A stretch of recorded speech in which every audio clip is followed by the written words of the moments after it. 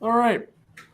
It is the Sports Mashup number 94, January 18th, 2023. Start off in the NBA, where Giannis will miss his third straight game, or did miss his third straight game with knee soreness. So the Bucks, without their best player, I'm not even sure what the standings are right now, but Well, they won tonight, but even Brooke Lopez got ejected for pulling Gary Trent Jr.'s headband off. interesting. The Bucks are 28 and 16, second in the East behind the Celtics, who are 33 and 12. The Celtics have won 7 in a row. So Bucks can get away with resting Giannis, even though they are only half a game ahead of the Sixers, Nets, and Cavs. Yeah, which the Nets played tonight without Kyrie, who was out with calf soreness, so they got beat by the Spurs. Yeah, tough loss. I mean, if you don't have Kyrie and KD, you can't expect to win, but possibly could have over the Spurs. Yeah, Uh, you got the All Star weekend just a little bit over a month away, February 17th to the 19th. Always a fun thing, but it's not as great as it was when we were younger. yeah. I still enjoy it. It's probably out of the four major sports the only one that I tune into every year and pay attention in some form or fashion. Um, yeah, I still think they do it the best out of everybody. Oh yeah, it's a 3 day thing. I mean, what is it? Friday they have like the rookie versus second year team. Saturday is Which the is which has become like the USA versus the world, where yeah. well, actually, I don't know if it's even that anymore. I think it's just like a draft. I would like they have captains and pick like they I do for think their own so. All Star Yeah, game. I think so. And then what? Saturday you got the skills competition, the 3 point competition, and then the slam dunk contest, which is like, almost everyone gets a 10 for these dunks. Yeah, it hasn't been. I think the last time that it was must-watch TV was probably Aaron Gordon versus Zach Levine. I would say was probably the last time where it was like that. Then before There's that, Blake Griffin. So and there's still big names who have always like never done it. yeah, which I don't really blame them. Like LeBron should have been in his or like when he first came to the league. Yeah, probably. It's not what he used to be, obviously, when you had MJ and Dominique Wilkins and you know, When the stars were doing it. yeah, And then I wrote, who do you think is playing at MVP status or could win right now? probably Jokic is probably the favorite. Ooh, not, I had Jason Tatum as a favorite. He's kind of flown under the radar, but he's had a great year. I mean, the criteria for NBA MVP is kind of stupid. I think there's too much put on team success. I know it's important, but like if it wasn't as important as they make it, I think Luca would be the runaway. I mean, look at his numbers. Luca's averaging 34, 8, and 8. And that's who I had as the two favorites were Tatum Yeah. and Luca. Jokic is the favorite because the Kia NBA MVP ladder has him number one, averaging 25 points. And I think that's mainly because the Nuggets being good. Obviously, the Celtics are good. Tatum is third on that. Luca is second on that. But based on numbers, I mean, Luca, he's actually averaging 34, 9, and 9 because it's 8.8 assists, which is, round up to 9. What's Tatum's numbers? Tatum's averaging 30 points, 8 rebounds, 4 assists. But he's And doing it too with like running mates who actually like produce as well. yeah, yeah. Where like the other two are like the star, like yeah, Jamal Murray and those guys are in Denver, and he's got a sort of cast run, but Luca doesn't have the cast that those other two have. Yeah, that's true. Giannis is fourth, averaging 31 points, 12 rebounds, 5 assists. And Embiid is fifth, averaging 33, 10, and 4. So, different Yeah, era with I mean, these numbers. that's why I have as my two is Tatum and Luca. Yeah, I think those are good picks. All right, let's go over to the NFL Wild Card Weekend Review recap starting on Saturday. Yeah, you had the 49ers beat the Seahawks 41-23. Close to start, and then the Niners pulled away. Geno still had a strong outing. He was 25, 35 for 253. Had 2 touchdowns. He threw a pick late. He was sacked 3 times. He also ran for 28 yards. The contract that Geno Smith gets in free agency, whether it's from Seattle or somebody else, will be fascinating to see. I think him and Daniel Jones both, but I don't understand quarterback rating. Geno was only 65.8, but Brock Purdy was 18-30. His QBR was 89.5. Yeah, he threw for 80 more yards and had another touchdown. He's only sacked once. Well, I think the big factor there would be the interception from Geno and the fumble from Geno, the 2 turnovers. Especially since that pretty much, they were outscored. Does the fumble account towards the QBR? I think if it's QB fumbling, yeah. Especially if you lose the fumble, which they did. They got outscored 25-6. This was a mismatch from the start, although props to Seattle. They were up 17-16 at the half. They had 17 points in the second quarter.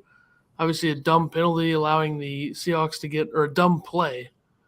It wasn't really a dumb penalty. It was a good call, a dumb play by the Niners to allow the Seahawks to get into field goal range. Not a surprising result, though, by any means, and props to Seattle for putting up a fight until the mid-third quarter, probably. Yeah. Niners scored 18 in the fourth. Yeah. So, out it's 25-6 in the second half. Yeah, not good. Then the Saturday nightcap, the Jaguars beat the Chargers 31-30. The Jags come back from down 27-0. Lawrence had 4 picks in the first half. If this isn't more proof that Brandon Staley's not a good football coach, I don't know what is. Terrible. Herbert was 25 for 43 for 273 and only 1 touchdown, sacked 3 times. Lawrence was 28 for 47 for 288, 4 touchdowns, 4 picks, 2 sacks. Yeah, the Chargers needed more from everybody in this game. They could have used a drive from Herbert. They could have used some defensive stands. They could have used a better coach. The coaching mismatch in this game between Doug Peterson and Brandon Staley was off the charts. They didn't run the ball that much. Eckler only had 13 carries. It's bad all around, and offensive coordinator Joe Lombardi is the one eating the brunt of it. He got fired after this, and Staley, I assume, goes into next season on pretty thin ice. It could have also hurt him too. The Chargers without Michael Thomas or Michael Williams, with him getting hurt in the wild card game or the final game of the regular season that he didn't need to be playing in. Yep. Another bad coaching decision there was allowing Mike Williams to play in that game as long as he did, especially kept him in for no reason at all. Really bad. 27-7 at half. Yeah, you can't lose that game. You can't score 3 points in the second half like that. Terrible, terrible loss. No, and that 3 points in the third quarter. Yep. And then moving into Sunday, you had the Bills beat the Dolphins 34-31. Bills pulled out, but Dolphins battled with their third-string quarterback. Yeah, it looked like it might get out of hand when it got to 17-3 Buffalo, but the Dolphins hung in there. Josh Allen still making some mistakes that you'd like to see him not make. I think some better teams will capitalize on those mistakes if he makes them against Cincinnati per se. That's what makes this matchup with them this weekend so fascinating, is that Allen still some questions there for me. Yeah, with him. he was 29 or 23, 39 for 352, 3 touchdowns, but he had 2 picks and was sacked 7 times. Yeah. Skylar Thompson was 18 of 45 for 220, 1 touchdown, 2 picks, 4 sacks. Both QBRs was 22.6 for Thompson and 26.1 for Josh Allen. If Tua is playing in this game and the Bills play the way that they did, I think the Dolphins win the game. Even Teddy. Probably, yeah. Because, I mean, he's going to do better than 18 of 45.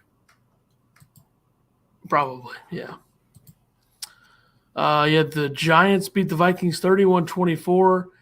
Daniel Jones and Saquon Barkley run all over the Vikings. And shocking that the Vikings, 13-4 frauds, losers. You'll never win a thing. Vikings fans, shut the hell up. You have no defense of this loss, none whatsoever. Heard for years of Vikings fans, rooting against my team in the playoffs and celebrating my team losing in the playoffs. How you like it now? How do you like it? You've won the NFC North twice in the last 12 years, and you act like you mean anything to anybody. You're losers. You're always going to be losers. Kirk Cousins didn't have a bad game either. He was 31 of 39. Their defense sucks.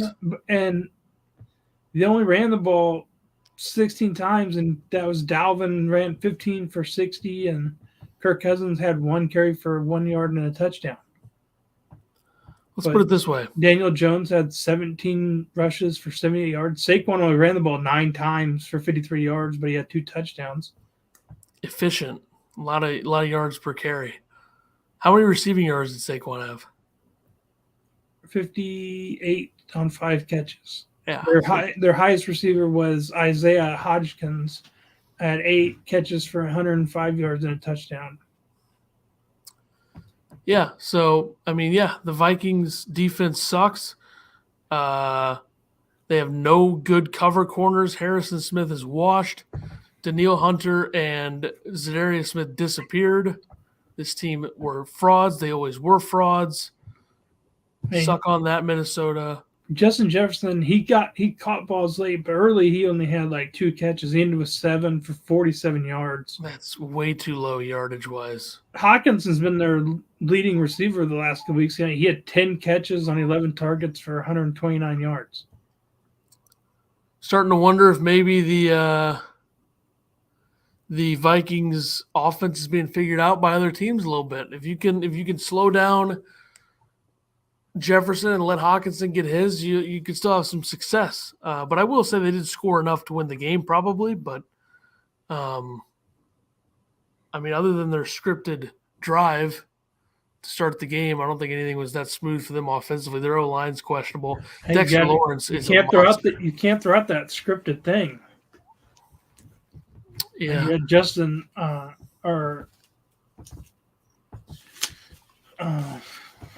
why his name just flew right over my head? Jags quarterback on. Trevor Lawrence? Yeah, he threw out that scripted comment at the end of the game. He couldn't script it any better. People were thinking that the game was rigged from the get-go. Can't throw out that scripted word. Well, I was using it a different way, but, my final thing on this game is I hate the Vikings. Bunch of losers. You're never winning a goddamn thing. Bunch of bums. Keep having good seasons and then absolutely flaming out. You have 0 titles. That's embarrassing. How many good players have gone through Minnesota and you can never even come close to getting it done? All right, That's enough from the Packers. You can come after me on the Packers losing the playoffs. Yeah, that's fine. But our guys have gotten it done in the Super Bowl a few times. So you can, I could just throw that right back in your face. And I will say about the Giants, their defensive line is no joke. Dexter Lawrence is one of the best, if not the best, interior defensive lineman in the league right now. Kayvon Thibodeau's coming around. If they can have Ojulari healthy in that next game, plus you get the Xavier McKinney back at safety, that's a huge help. Julian Love on the back end. Adoree Jackson. This is a very, very dangerous football team right now because what they do best on offense is run the football or get players in space.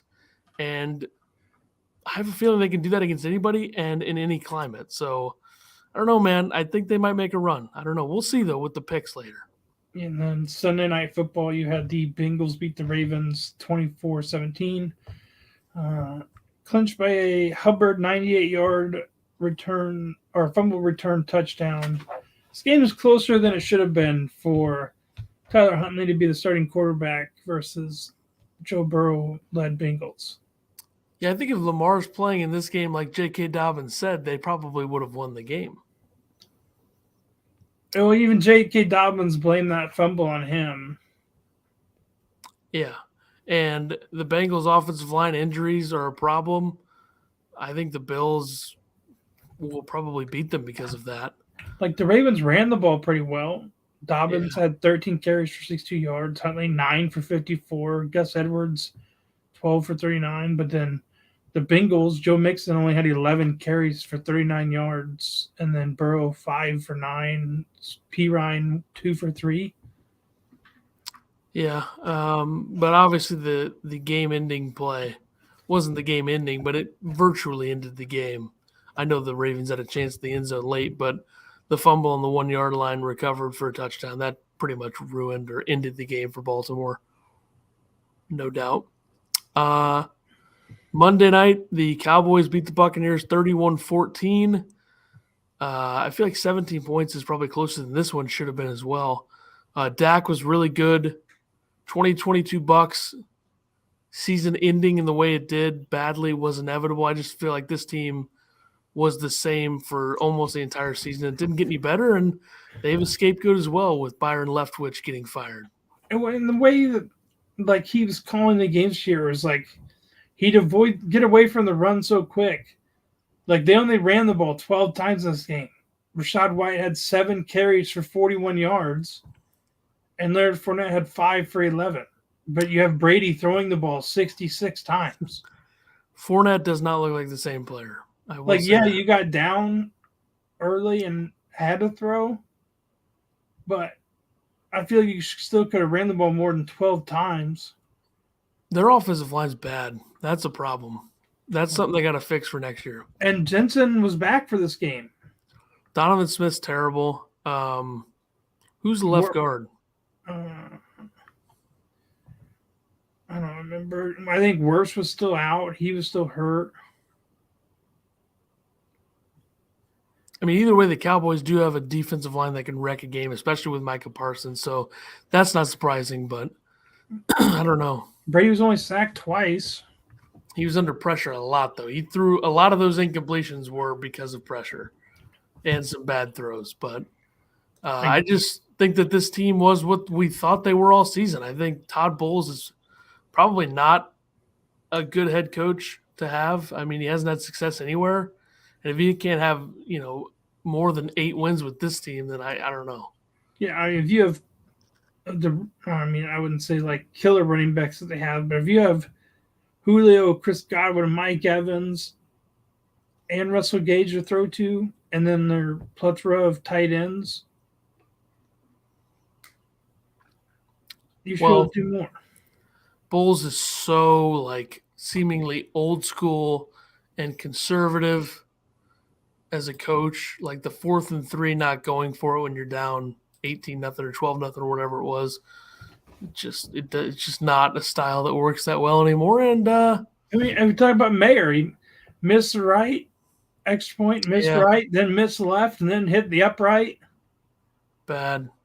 Made one though. Made one conference booster for next week. Yeah, but gosh, 1 for 5 on extra points. They're going to need field goals to beat the Niners, I think. I think they're going to need points on the board. Yeah, so now the playoff matchups, you have the Eagles versus the Giants, the Niners versus the Cowboys, Chiefs versus Jags, Bills versus Bengals. AFC Chiefs versus Jags, Bills, Bengals, like you said. I will say this. Eagles, Giants, I think I'm hyping myself up too much for this game. I'm very excited for this game. Very excited. And I thought this was supposed to be one of those coin toss games, but it looks like it's getting played in Buffalo. The only coin toss, I believe, is if the Chiefs and Bills play in the AFC title game, then it'll be in Atlanta, I think, is the only coin toss or the only affected game, I think, neutral site wise. Where's this game being played, you said? I believe in Buffalo. Yeah. I still don't understand that whole thing, but So is it just no matter what, whoever wins that game versus Chiefs, it's a neutral site? I don't know if it is for Chiefs Bengals. But what you're looking at, the Titans hire 49ers Rand Carthon, who is the director of player personnel, as their new GM. You also had the Cardinals. The Cardinals hired Monty Osifort, who is in the Titans front office, as their GM. So, And you talked about the Chargers firing offensive coordinator Joe Lombardi. He was, I believe, the quarterback coach before for the Saints. who? When Breeze was there, Joe Lombardi. Oh, yeah, I believe so. Okay, let's see. The Bucs firing Byron Leftwich still shocking, being 1 year after he was just shopped around as possible head coach. Yeah, I'll say something about that here in a sec, but it says, given that both the Chiefs and Bills emerged from Week 18 with wins, a third consecutive playoff game between these foes is the only way fans see a game played at a neutral site. Apparently, if the Chiefs or Bengals would have lost, it would have been Bills Chiefs or Bengals Chiefs to be neutral site, but since they both won, it's Bills Chiefs is the only neutral site possibility, which is like the most likely scenario is that happening. So who knows? But in terms of Leftwich, I think if you're the Jags, you're happy that you hired Doug Peterson instead of him, and a pretty big fall from grace for Leftwich, who probably could have had a head coaching job if he wanted it in the last few years. And now he gets fired, and I still think he'll be a pretty big name in the OC market, I would think, or QB coach market. I mean, there's still 5 head coaching jobs available at the moment. He could end up in like Arizona. That would feel like a very uninspiring hire, but with the way the NFL teams hire, like I can see Houston hiring him. Well, I was thinking either one of those teams. I was more thinking Arizona just because of Arians' connections with the Cardinal organization, where he could put a word in or whatever, and he ended up there. Maybe with Kyler. You got a young. I mean, Leftwich's offense is more for the newer style. It wasn't for Brady.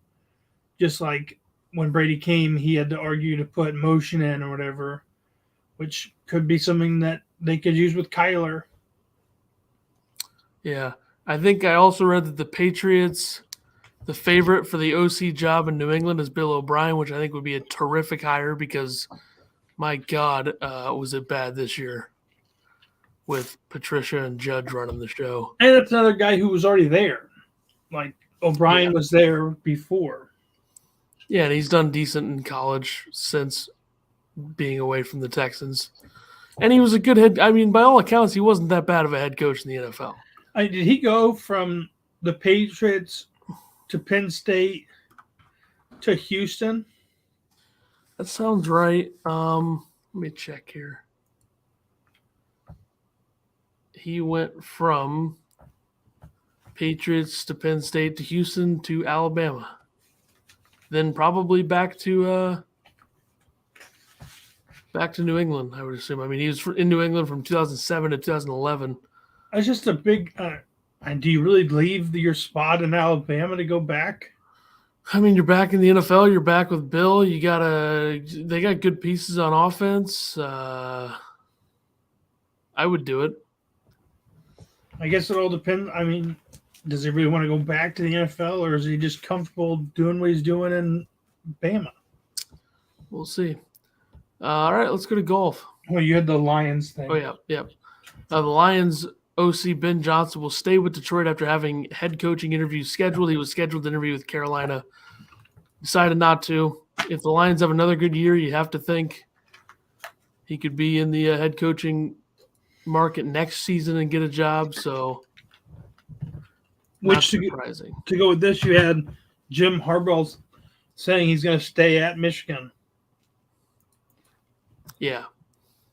Which whole song and dance there, but ends up staying. Not too surprising there.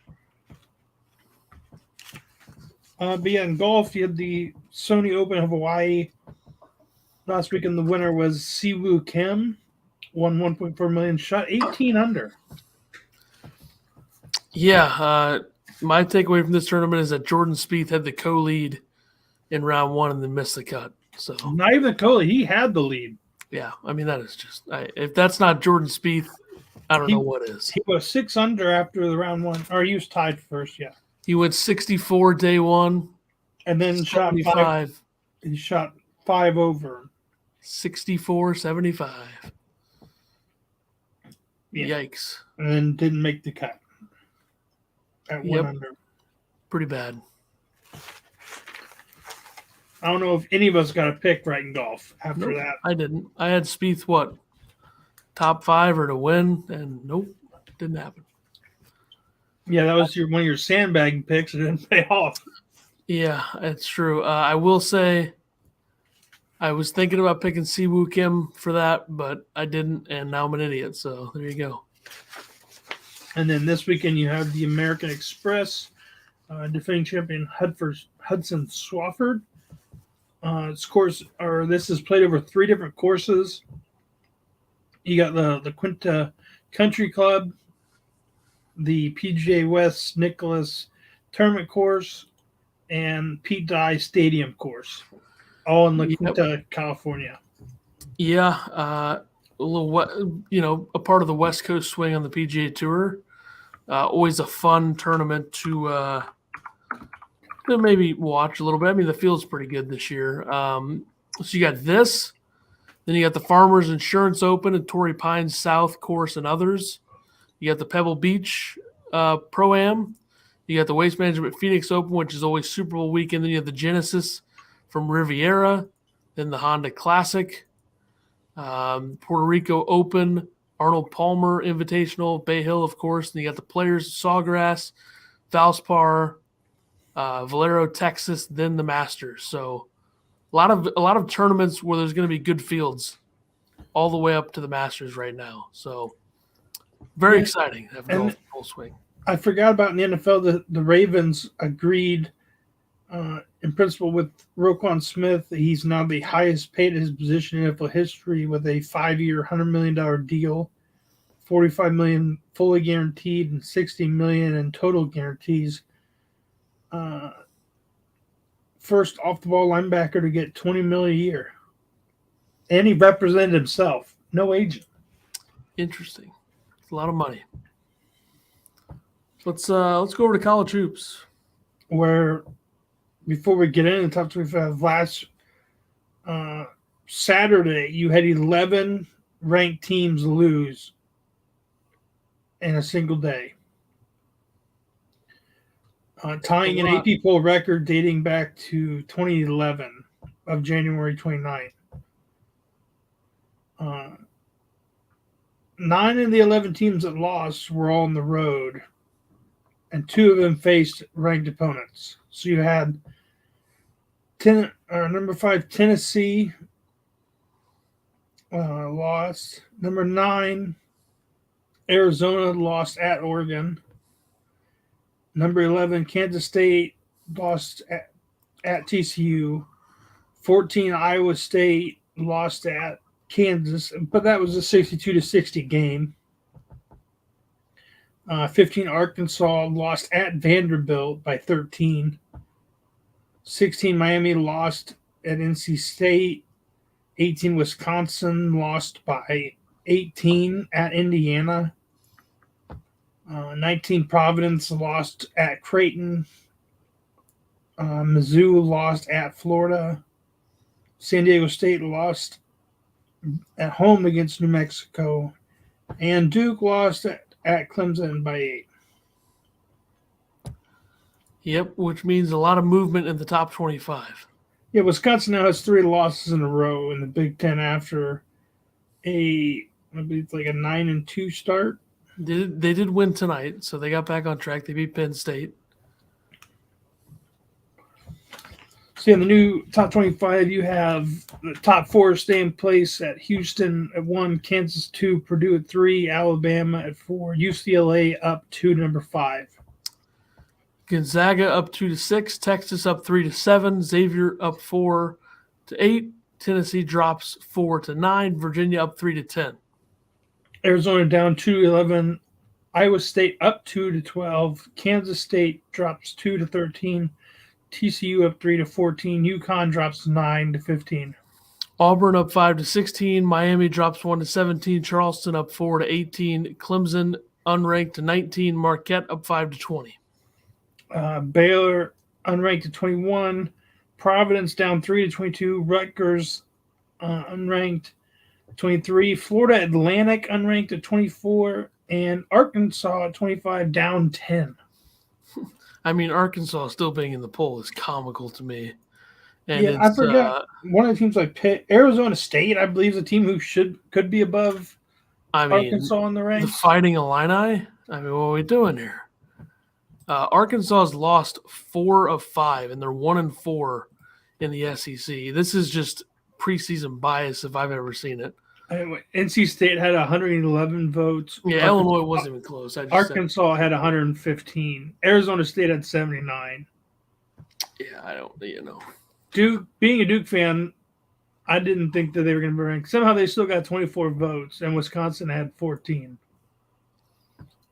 Yeah. Kansas State beating Kansas tonight. Big win for K-State.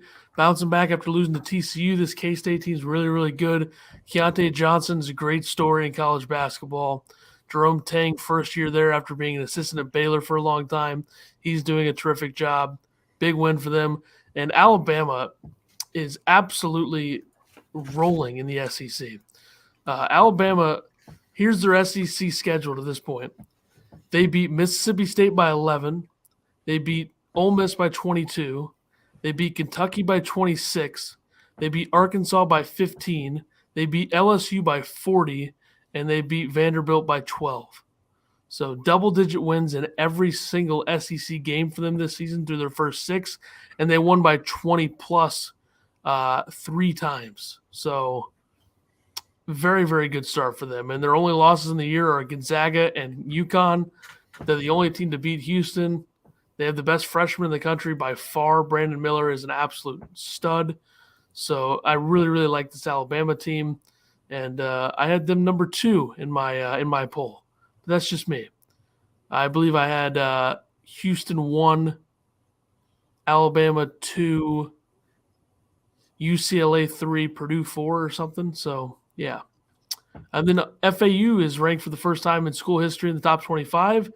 This is an FAU team that is kind of head and shoulders above the majority of the rest of their conference. I mean, North Texas, UAB, still threats in some form, but FAU's offense is really good, and they lost to Ole Miss on November 11th and haven't lost since. They've won 16 in a row. That's the nation's second longest win streak behind Charleston, so pretty good year for them. Now we go to Major League Baseball. Which I did see something that would be a fun way for us to start off.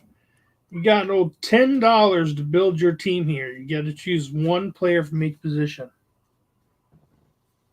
Pitchers, you got DeGrom, Rodon, Anderson, Quintana, and Boyd. Shortstop, you got Trey Turner, Dansby Swanson, Bo Bichette, Crawford, and Farmer. Center field, you got Trout, Buxton, Mullins, Grisham, and Straw. So what am I picking here? You got $10 to build your team. You got to pick one player from each position. So it's 5, 4, 3, 2, 1. Yeah, if you look at the picture I sent you on the left, it says the top row is $5. I would go Rodon, $4. Actually, scratch that. I would go Quintana, 2. I would go Bichette, 3, Trout, 5. All right. I'm going Buxton, At center, $4. Bo Bichette and Anderson. Buxton just can't stay healthy, so I had to get Trout. I think there's a big drop off after Trout. Yeah, You could also say the same thing about Trout not being healthy, but I'm just going to avoid that. I mean, you could say something about Quintana's age and him being. He shoved last year, though. I wanted to get Trey Turner on there, but I would have to take a $1 short. That $5 one really throws you off or makes you have to take a bottom guy. Yeah. And here's a rumor that will go nowhere likely. The Cardinals and Marlins have had preliminary trade talks about starting pitcher Pablo Lopez. The Marlins are interested in Lars Nootbaar as a part of that package, which, as a Cardinal fan, I would say no to trading Nootbaar. If this was Alcantara's, different story. I'd be like, send it. Yeah, I like Newt a lot, and I know a lot of people say the Cardinal fans overvalue him, but I think the clubhouse, his impact overall, like his numbers aren't the best, but he's a really good defender. He's got a good arm. I think if the Cardinals are going to trade an outfielder into this deal, and if this deal happens, they likely would, I would think that it would be more so in the Tyler O'Neill, Dylan Carlson range. I don't think the Cardinals are interested in trading O'Neill deal. He can't stay healthy either. Yeah. And the Cardinals already have too many outfielders. Plus, they're trying to get Jordan Walker in the lineup somehow as a DH or outfielder, and then Brendan Donovan's got to fit in there somewhere too. And apparently they want to keep DeYoung, which is puzzling, but Alec Burleson as well. There's a lot of they got to get rid of some of these guys, and I think using them in a Lopez trade makes a lot of sense because starting pitching is still a need. Like they have enough starters to go, but I don't think their rotation is good enough right now to contend in the playoffs. It's good enough to win the Central because the Central's not that good. Speaking of the Central, the next team here, they've done a lot this offseason. I'd like if they could get rid of DeYoung and O'Neill and a package trade for a starter. I wouldn't be opposed to that. I will say that. Because, you already have two utility infielders. Edmund and Donovan, yeah. Mm-hmm. And you need to get Gorman in there, too, because I think he'll be better with more experience into year two. Yeah. And you do have the DH. And Gorman can play the outfield, so you have three utility infielders, and they've all played the outfield as well. So you could cut down your outfielders, and there's no point to keep DeYoung. I agree. But yeah, the Cubs and first baseman Trey Mancini agree on a 2-year deal. Yeah, the Cubs have been busy this winter. I don't think this automatically makes them some sort of contender, but I think they'll contend with the Brewers for second place for sure. I just adds another bat in their lineup. Yeah.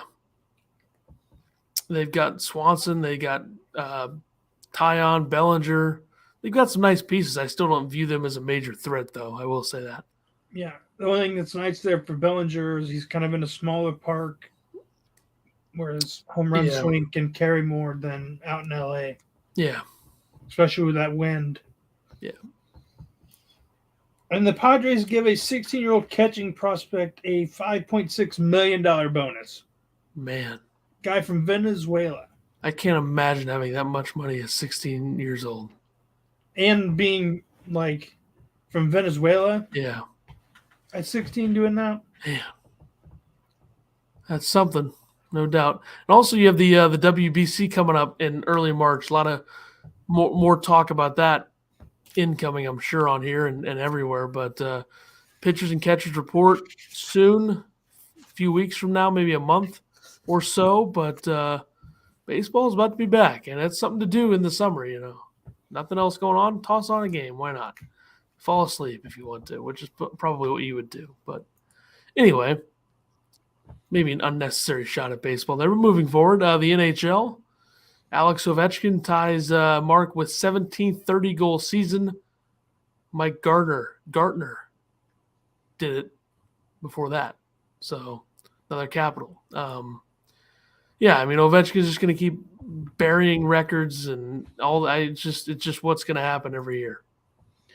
And then NHL All-Star Weekend, only 3 weeks away, February 3rd and 4th. So the stat leaders, this is through the 8th January 8th games. Points leader Connor McDavid, Edmonton, 83 points, 15 ahead of the next. Defenseman points, Erik Karlsson, 58, 10 ahead. Rookie points, Matty Beniers, Seattle, 36, 9 ahead. Goals, McDavid, 38, 4 ahead. He did score a goal tonight, but we didn't put that on. We didn't count tonight's goals. Defenseman goals, Erik Karlsson, 14, he's 1 ahead. Rookie goals, Matty Beniers, 17, 6 ahead. Assists, Connor McDavid, 46, 1 ahead. And Karlsson, 44, 4 ahead. Only 2 behind old Connor. Yep. Rookie assists now, Cole Perfetti, Winnipeg Jets, 20, 1 ahead. Goals list, Allmark at 23, 1 ahead. And he's also the save percentage leader at 936. He's plus .010. And points leader, the Bruins, 34, 5 and 4, 70 points, 10 ahead. Yep. Probably not going to be caught. College football. Quick one. And is Georgia the new kings of the SEC? I saw the bust of the boys asked that Derrick Henry on. They asked him this. He said, no. He said, give him props back to back and blah, blah, blah. I'm not putting them as the kings of the SEC. Yeah, I don't know if I would either, because you think about it, and Alabama beat Georgia in a national championship. Georgia beat Alabama in a national championship. Now, I feel like they would need to play a third time. Well, I think Georgia's going to lose a lot on offense this year. Their running back's staying. But, I mean, you're losing your quarterback, your tight end, at least one of your receivers. Who knows how many defensive players? They've lost a lot of defensive players the last 3 years. It hasn't mattered. So I wouldn't worry too much about that side of the ball, because they got guys coming in. They're going to be fine defensively. But offensively, I would worry, yeah. Yeah, and Bama's losing Bryce Young if he comes out. He's gone. But they got Jalen Milroe there. Maybe he'll be good. I will say this, though. You do have the factor of Brock Bowers only being a sophomore, so he's got one more year at Georgia, the tight end. They are losing Darnell Washington, though, their other tight end. So, who you think is better? Yeah. Well, for a fit for my team, yeah. Blocking and such. Yeah, and then you had Stetson Bennett, no scholarship offers out of high school. He walks on at Georgia, transferred to a JUCO, transferred back to Georgia. He's now Georgia's single-season passing record. He was 29-3 as a starter and a 2-time national champion. Not bad. No doubt. All right. And then you had the sad news and everything that happened with their offensive lineman, their recruiting staffer. Bad accident. Yeah. Single car accident, and I believe there was another lineman in the back of the car. Yeah. So obviously thoughts with the families in the program there, with the tragedy, no doubt about it. All right, let's do the picks and then get out of here. I was 8-8 last week. 9-7 for me. I had nothing in golf. 2-0 in the NBA, 1-1 in hockey, 2-4 in the NFL, and 3-3 in college hoops. I mean, Mizzou losing to Florida and Tennessee losing to Kentucky killed me. And then I had Dayton beating VCU. They were winning 33-19 at half, and then lost 63-62. Yeah, Dayton blew a 4-point lead with 30 seconds left. You had that game picked out, right? Yeah. And I had LSU beating Alabama, and Alabama won by 40. So there you go. I told you that was a bad pick when you made it. I just thought that it was one of those weird SEC games where it would be like – it was what I thought that game Kentucky-Tennessee ended up being that weird SEC game And I had that game too, and Kentucky beat Tennessee. So just a terrible Saturday for me in college hoops. I went 2-4 in that, 3-3 in the NFL, 2-0 in both the NHL and NBA to save me. I think the Mavs were -3 against the Lakers, beat them by 4, so huge cover there. But all right, let's do the golf And here. what was your top golfer? Where did he finish? I think I had Billy Horschel was close, I think. No, he didn't make the cut. Oh no, he wasn't. Hideki maybe. I don't know. He finished was one or way back seven. there. He finished 7 under, tied 48th. Yeah, I wasn't even close. I had Tom Hogue. He shot 8 under, tied 41. He was my top 5 or top 10. Yeah. All right, let's do the American Express this week for golf. To win, I got John Rahm at plus 650, Patrick Cantlay at plus 1100, Xander Schauffele at plus 1800. I have Will Zalatoris plus 2,000, Sam Burns plus 3,500, and Sahith Theegala plus 5,000. Why do I feel like you're sandbagging? You have Rahm at like top 10. No. I don't think I really did it in any of them this week. Top 5, I have Will Zalatoris at plus 400. I've tried it the last 2 weeks and it hasn't worked. Cameron Young, top 5, plus 450. Top 10, I have Tony Finau plus 140. I have Tom Kim plus 220. Top 20, I have Cameron Young plus 120 or 130. I have Ricky Fowler. Why not? Plus 300. Maybe he'll do something for once. You don't have any of the top favorites in there. Nope. I'm venturing into uncharted waters this week in golf. All right, let's do NHL, which I think I picked mine for Wednesday. I did too. Yeah. I got the Penguins minus 130 over the Senators and the Avalanche plus 115 over the Flames. I have the Avalanche plus 115 over the Flames, and I have the Canucks in a weird upset plus 155 against Tampa. I'm trying something different with some weird picks this week, I will say that. Let's do the NBA. I got the Lakers plus 4 over the Kings and the Pelicans plus 1 over the Heat. I have Lakers plus 4 as well, and I have the Mavs minus 3.5 over the Hawks. College hoops. That game's always a battle after the whole Luka Trae Young trade. Yeah. Well, Luka's way better. I know. The Hawks screwed up on that trade. Yeah. Where'd you say you wanted to go? College hoops. Thursday, I have Charleston over Monmouth and UCLA over Arizona State, that should be a good game. Yeah.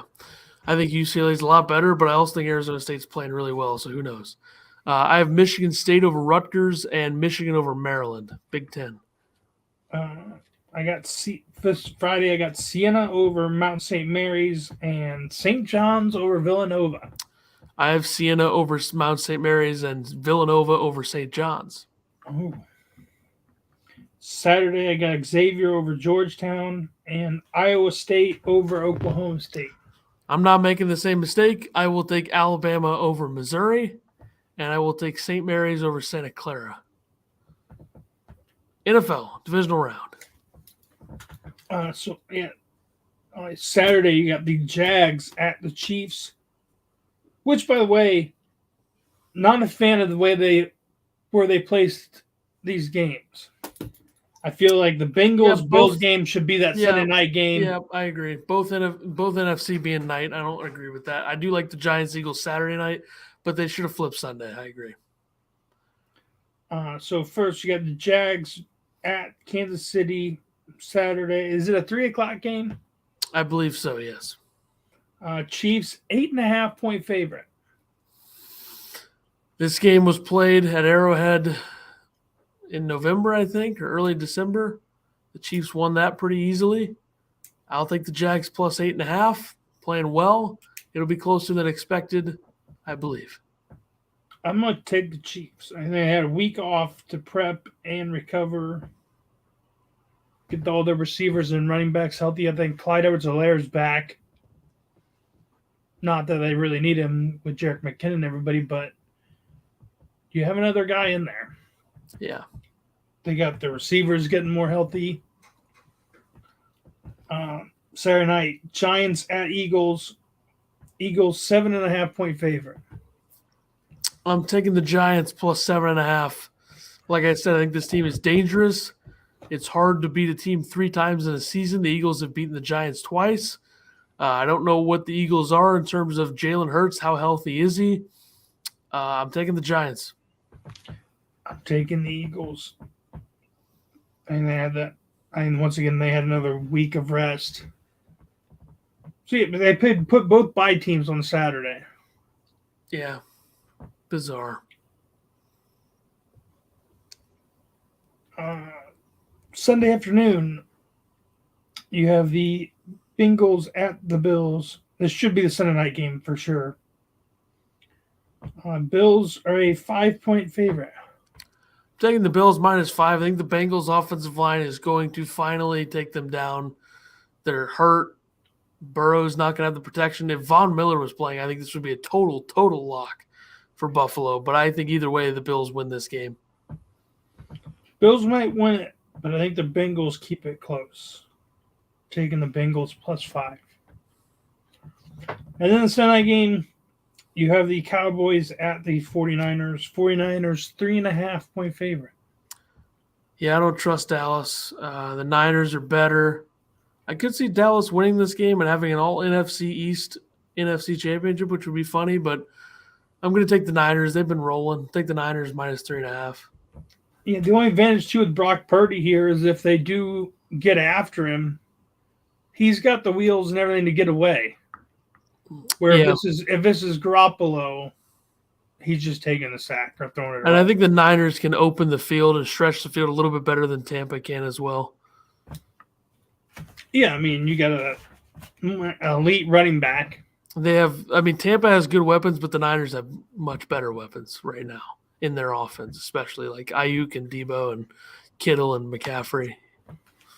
And a coach who knows what he's doing, Shanahan over Leftwich. But, yeah, I think the Niners win the game. Yeah, I'm taking the Niners as well.